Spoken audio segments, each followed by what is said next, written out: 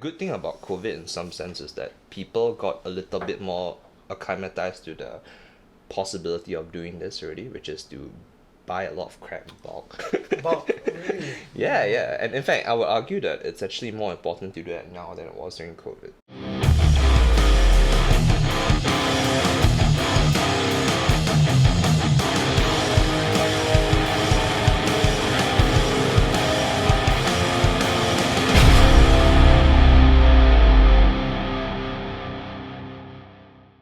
Hi, welcome to Narrative Dismantled. Shane Gill here, and today I've got Luke with me. Okay, he's my friend of what? Seven? Gonna be 7 years soon. Yeah, quite a while. He's also known as Money Maverick online. He's got the Money Maverick Academy, the blog. He's an investment and estate planning specialist who's advised on over $21 million of client monies from 5 countries with a 5-year track record and 30% average annualized return. It's a lot of money, Luke. It's a lot of money. Thanks. Also one of the top investment bloggers in Singapore, where he writes about his work and investment-related matters at moneymavericofficial.com. So, Luke, I had you on today because everyone's talking about inflation, right? Yeah. Look, we are the layman on the street. Tell me why inflation is up the ass right now. I think it's because of... Is it COVID? It's not... It's kind of COVID a little bit because... I would say the two main reasons. Number one is the Federal Reserve, and then you could say that the Federal Reserve printed a significant amount of money because of COVID. Okay. Right. So for context, the Federal Reserve printed almost 3 times as much money as they did during the Great Financial Crisis of 2008. Right. How many times? 3 times, like almost 3 times as much money. And why is that? Is that because of COVID? COVID was like I would say 80-90% of the reason. Okay. Yeah, so I mean they already print money on a regular basis, Yes. right? So Yes. COVID really exacerbated the need for that, and a lot of money went to relatively useless places. So contextually, for example, in 2020, initially there was like a 1-month market drop from February to March, right? Because people realized that COVID had really sunk into, like, it's really like a global pandemic kind of situation. Yeah, and so the government, like the US Federal Reserve, acted very, very quickly, and they announced that they were going to print this or that or this, right? And so... Oh, they announced that they're going to print it? Yeah. Oh, I mean, they okay. announced that, basically we're going to come in with this and that, and we've been discussing this and that, and we're going to kind of handle it, And so that was pretty abundantly clear to the stock market, so the stock market responded very well. In fact, like that particular year, I did about 80%. And some of my clients were quite lucky, so they did like as much as 128%, right? But and I was quite happy, obviously, but then when you look at the data, it doesn't add up, it doesn't make sense, right? Because even if the market generally does well, that is a very, very disproportionate return. Okay. So you eventually kind of look and see that a lot of the money that is being printed out is going to like a lot of nonsense places. In fact, one of the most staggering statistics for that particular period is that the unemployment rate was shooting up like crazy. Yeah. And that's also partly because the payouts that were available, or the subsidies were available for people who didn't have jobs, they were paying out so much that unemployment benefits were better than actually being employed on many levels. Yeah, I heard of that. Yeah, and so a lot of that money is just basically being wasted. And so you have a lot of people which are doing investing, sure, but they're also doing a lot of stupid shit, and they're purchasing a lot of stupid shit, right? And so when you have a lot of people who are getting essentially free money and they're purchasing stuff, eventually sellers, especially if you're selling like a big ticket item like a house, right? You're gonna realize that if I can sell a house like 20% more, 30% more. Like people, why not, right? Yeah. Because people will fork out the money, or they have the money, or they can get it from somewhere, and very, very easily, right? And if they can't get the money, or they don't have it immediately, they can just borrow it at a very, very low interest rate, And so naturally, inflation will start to creep in, especially because so much liquidity was injected, like so rapidly, right? And so maybe because of the sheer amount and to do it in such a short amount of time, right? Because for 2008, they did it like, let's say if you take X to be the amount that they put in for 2008, like they did that across like somewhere between 6 and 9 years, right? After 2008, right? And then they did like 3X within like less than a year and a half. From 2020 to like 2021. So inflation had to kick in at some point. It was just a matter of when, So that's I would say the primary reason. And then the second reason is because of the Ukraine-Russia conflict, of course. because a lot of people don't understand the degree of which Russia was really, I would say, subsidizing the Yes. cost of oil. Yeah. You know, and Ukraine is not a slouch also. They subsidize quite a lot of like grains, commodities like rice and all that stuff, right? So you have a situation where it's quite interesting because the US was quite known to be like a fossil fuel powerhouse for a very, very long time. And then after the great financial crisis, what seemed to happen is that a lot of people started to really be very environmentally aware. You know, and so they made a lot of active effort in policy to start cutting down on their own oil production. Yeah. And then concurrently, well, you're investing in like clean technology and stuff like that, which is okay, right? It's fine. But you also cut down on your own production here just to kind of like prove like a lot of political statements, Yeah. right? And to kind Exactly. of secure subsidies or whatever. So So now when- they're paying for that? yeah, they're paying for a big time, right? Humongous time.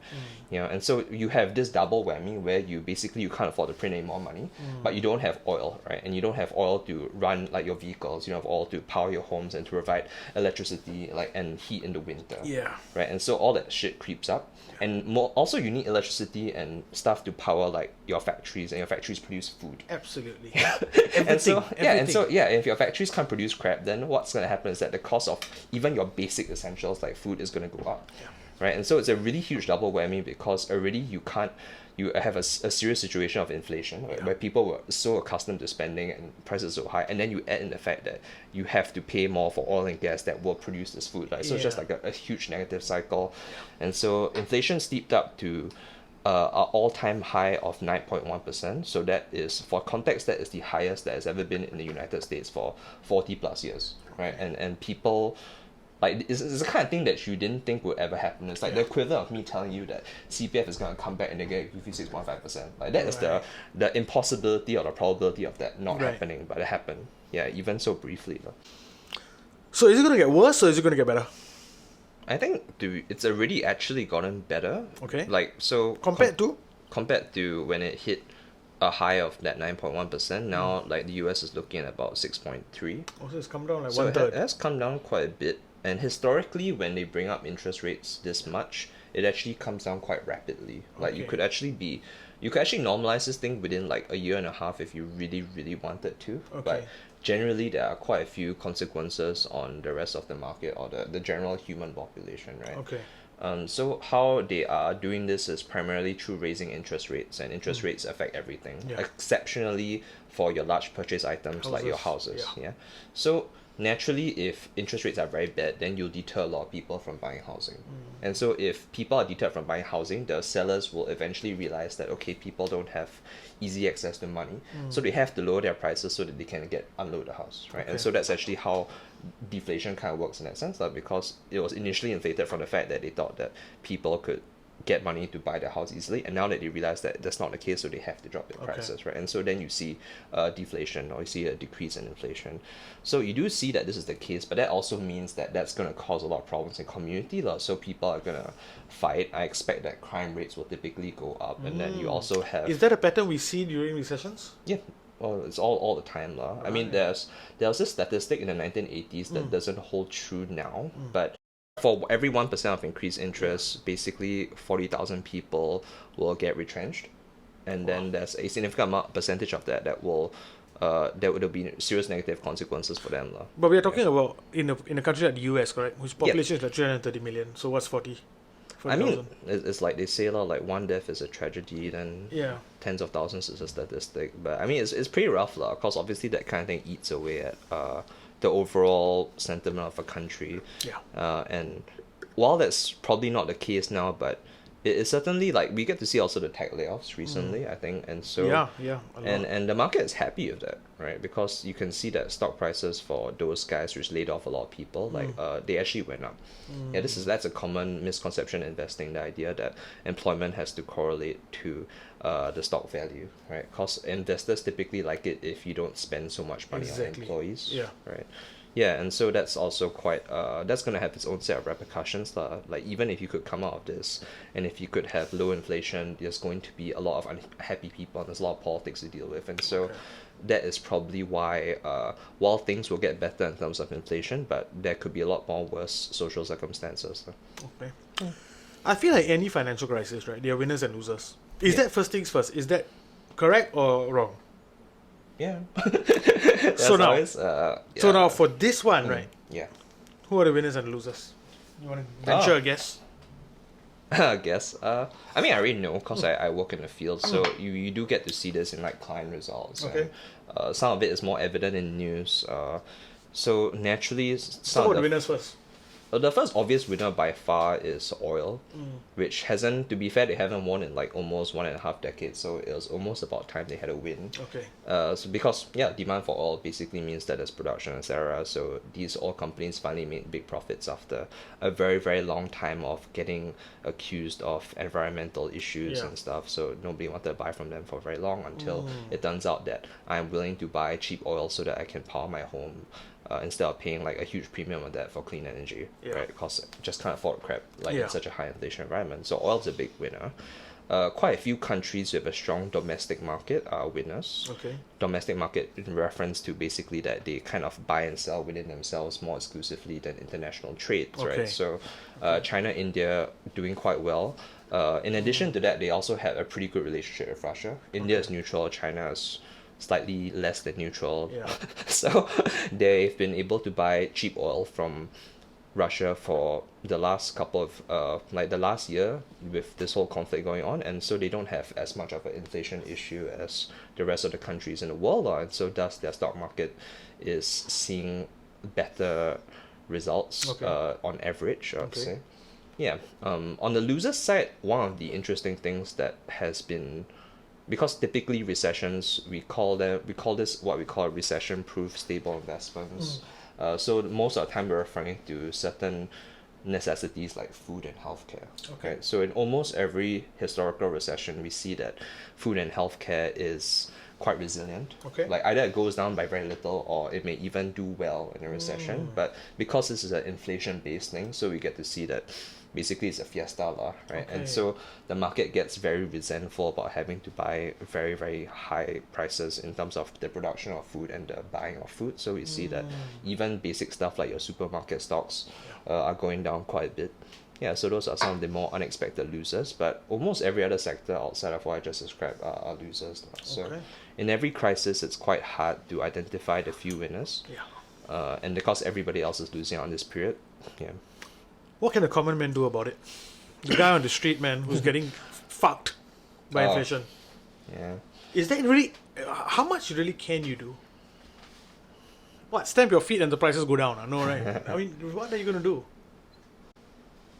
I think that you firstly you would have to, because actually the good thing about COVID in some sense is that people got a little bit more acclimatized to the possibility of doing this already, which is to buy a lot of crap in bulk.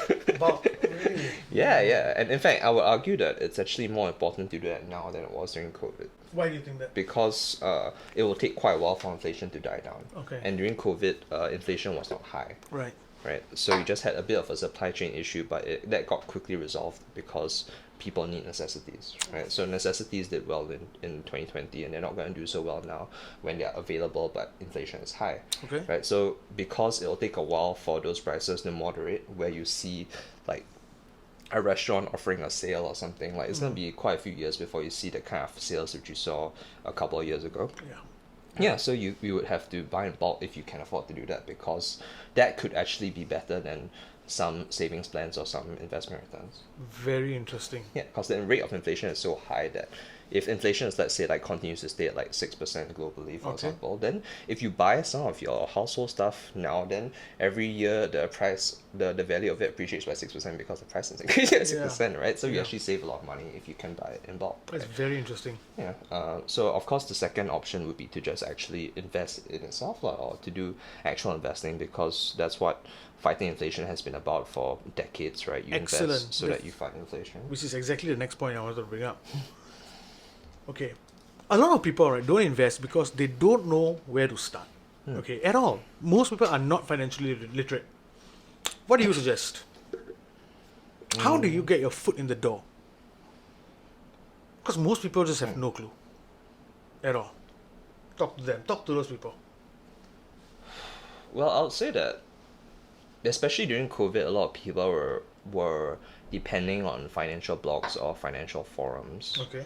So that can be a good introduction to the fact that there are communities that are passionate about this kind of thing. But in my Blogs like yours? opinion, in my blogs like mine, yes, but my blog is not a good starting point for a For a beginner beginner, investor. okay. No, in fact, most blogs aren't fundamentally.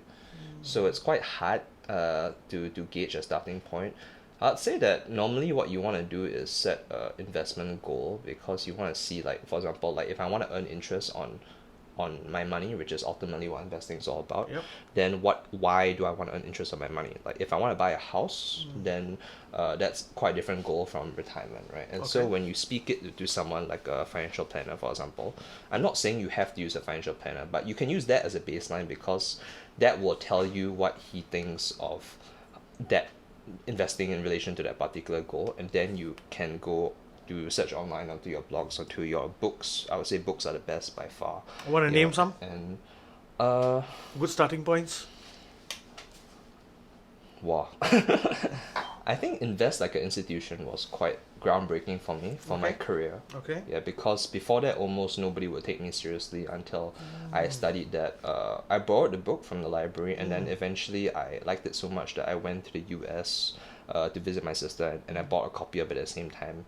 And I spent about 6 to 9 months breaking it down Okay. into as many useful investment concepts as possible so that I could apply all of these things to make my client returns better, Okay. right? Because I realized very quickly as a consultant that no one will take you seriously if you can't really describe with facts and figures as to Definitely. how to make the results come about, like, Yeah. and like what will happen if this thing happens, right? So Yeah. like things like I just discussed, like if you have a oil issue, then it eats into like your food, right? So if your food prices go up, so on and so forth, like just these basic relationships you can get from books. And one of my favorite books by far is Invest Like an Institution, right? Okay. Because those guys are the ones with the big money that made the most money as well. Okay. So that's a good place to start. You heard it here first.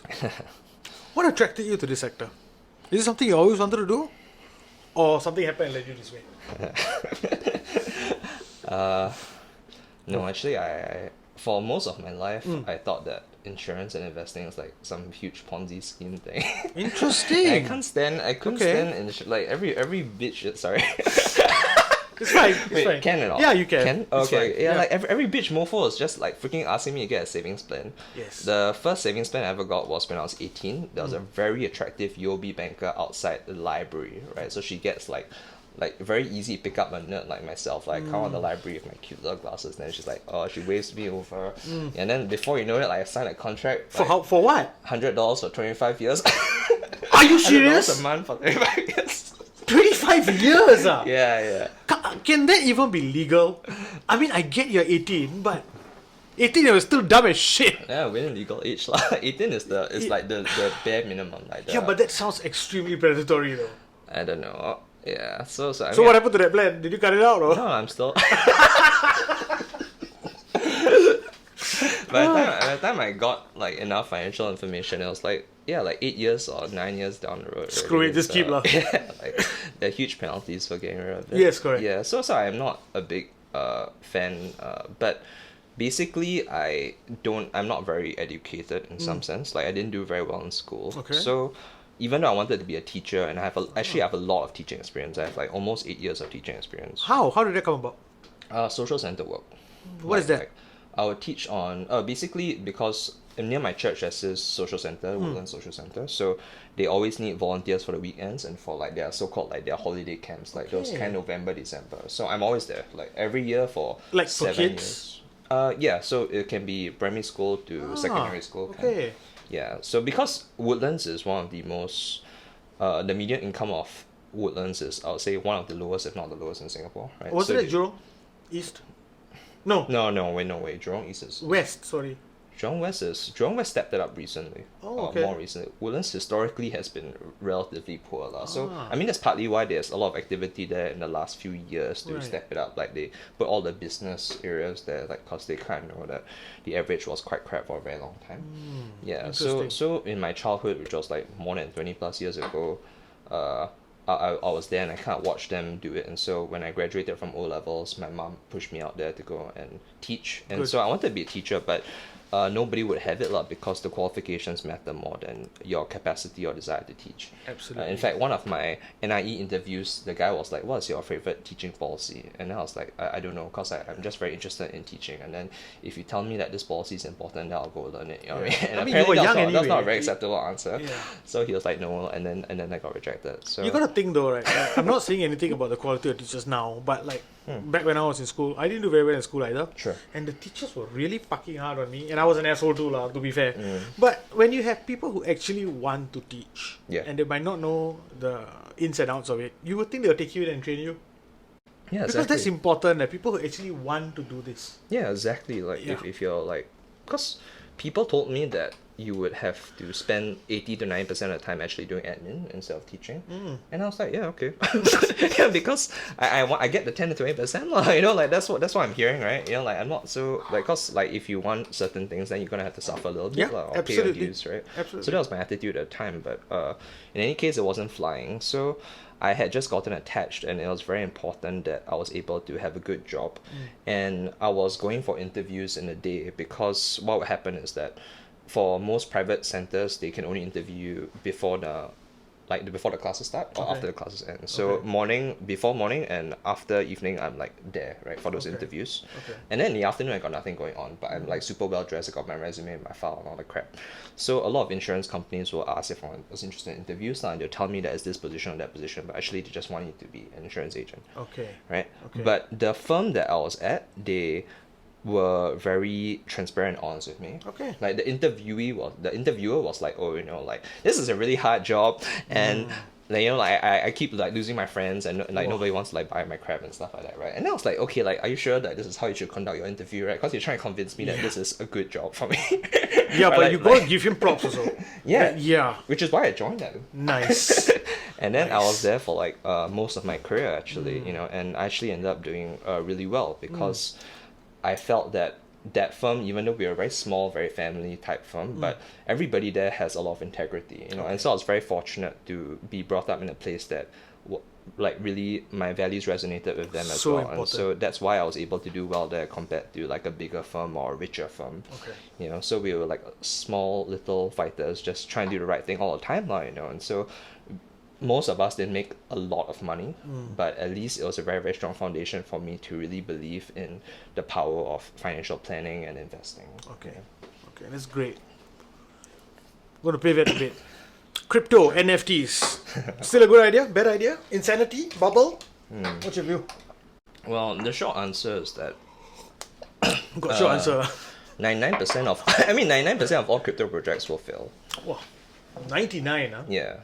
I would say the overwhelming majority of them will fail, especially because I would say like 70-80% of most of them are like kind of like startups, so Okay. like they almost certainly will fail. Okay. And then you have your bigger names, which also some of them still have the potential to fail as well, right? Then once you link that out, like if you branch out crypto to like NFTs or whatever, then you have an even wider range of potential failures. So Oh, success.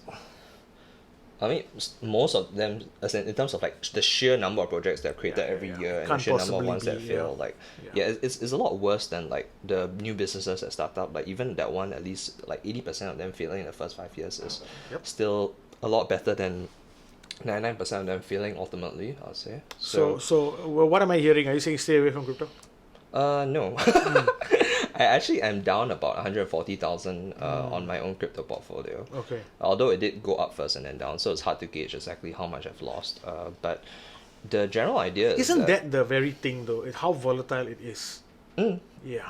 yeah, but most, for example, Tesla had at one point about a 83,000% return, I think. So, and that was only after it became public. So even before that, it was worse in that sense, or better. So like the volatility of it is not small as well, right? So anything that starts up, whether it's a business or like a crypto, the volatility is naturally going to be there. So it's a matter of application. So when I source out a crypto, the idea is that does it have any kind of long-term utility, right? Okay. That people or established things are using now. Like any banks which are actually relatively strong, like actually using the systems, right?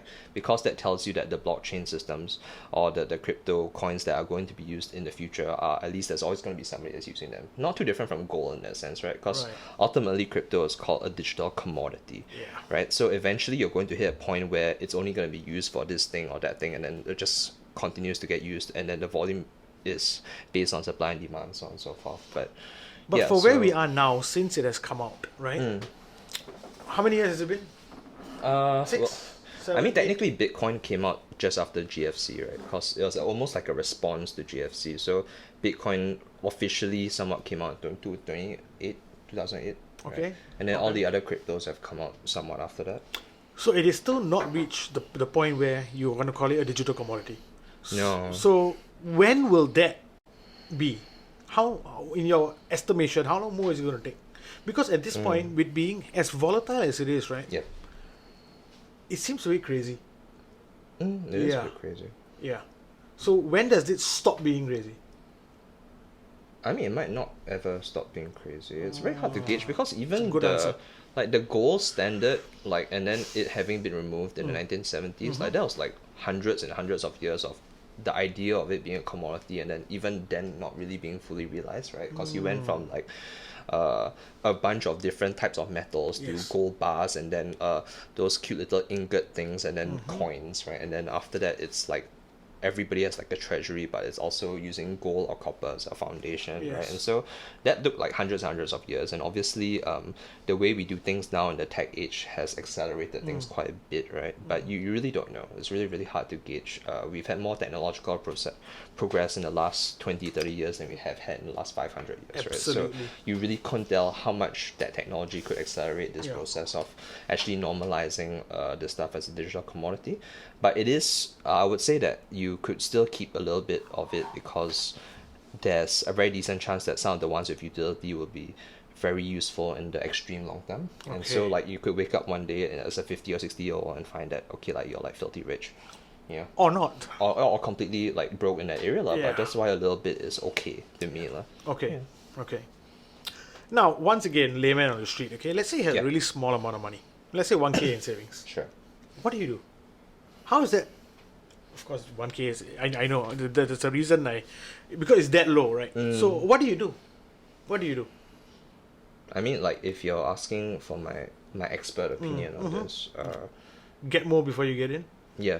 How much more? I'm surprised that you came out with that on your own, because I was gonna say that, and usually when clients ask me this and then I tell them like you have to get more, like some of them will have a very visceral response. Oh, that sucks. I mean, to be fair, it's also because it makes them feel like you're trampling on them, right? So people who are very rich but they want to start with very little, like they get offended because it feels like you're like, and then people who are very poor will feel very sad. Absolutely. So maybe it's how you approach the question. Yeah, but it's true though. You would have to start with more, and so the reason. So how much more? I think it's, if you're looking like, let's say you got 1,000, right? If you can do 200 a month for like 5 years or 10 years, that's much better than starting off with like 1,000 at once. Yeah. Okay. And so the idea is that because someone who does the second option is someone who fundamentally understands how investing works. Okay. While someone who starts off with 1,000 and like doesn't know anything about it, like they start from a very, very bad place, right? So what are the range of outcomes, right? So the first outcome is that the $1,000 doesn't do very well. Okay. Even if you lose like a cute little percentage, like 1 or 2%, like you'll probably be sworn off investing for the rest of your life, right? Okay. So the second outcome is that maybe it does okay. Like, so it does a small amount of gains, and then you're very confused. Why? Because the small amount of gains on $1,000, like even if you made like 10%, right? Like what are you gonna buy $100 in today's day of inflation, right? So you don't really consider it a win also. Yeah. Right? So from then you have sub options, which is that either you're going to invest some more and do it in a much larger quantum without understanding why you made money or what is the purpose of investing exactly, or you're going to basically spend that $100 and then be like, okay, like so what's next, right? And then you get very confused, right? So either way, your mental state is bad at all of the options. So what happens quite commonly is that someone who tries out with $1,000 and they do well initially, they'll be okay, like so let's do 10K, let's do 50K. Okay. Right? And then Okay. that's when if they lose money, the shock is so jarring compared to the initial win that they never go into investing again. Yeah, totally get it. Yeah. And so you almost always create a scenario where you never go forward with investing in the long term if you start with just $1,000. Okay. Yeah. So the safer version is just put $300 a month aside. Ideally for at least an extended 5 period years. of time. Like something that you know that you can kind of commit to, because that then becomes habit, right? So you get to Yes. see that even though certain months you win and you lose, but on the long run across that 5 to 10 year duration, you actually see that you win more than you lose. Then that's when you start to see that okay, like that's why they tell you to invest for the long term, and that's why you get to see that that this is a good idea fundamentally. Then you can start to improve on the overall way of which you do, like tweak the way you invest, right? Because you could have started with something very basic, and then now that you understand that it works in the long term, you can try to see what you're really very passionate about or where you think will make the most money. And also, I'm sure, find the right financial advisor for you. I hope so. This guy, find him. Last question. Okay. Sure. What do you think is something that's really important right now that no one is paying attention to? Not finance. Anything. Oh man. I think I want to end every show with this question. Well, I picked it up from, the channel Trigonometry.